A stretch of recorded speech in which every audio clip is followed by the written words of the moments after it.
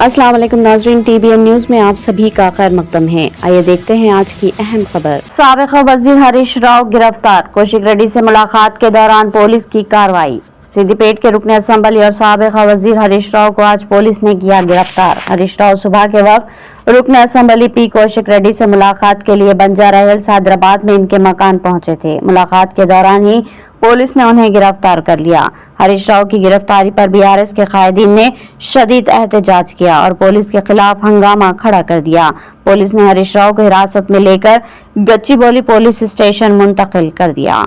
इस मामले पर मजीद तफसीलात ताहल मौसूल नहीं हुई, लेकिन गिरफ्तारी के पस मंजर में सियासी तनाज़े का शुबा जाहिर किया जा रहा है। BRS कारकुनों ने इस इक़दाम की मजम्मत करते हुए उसे सियासी इंतकाम करार दिया।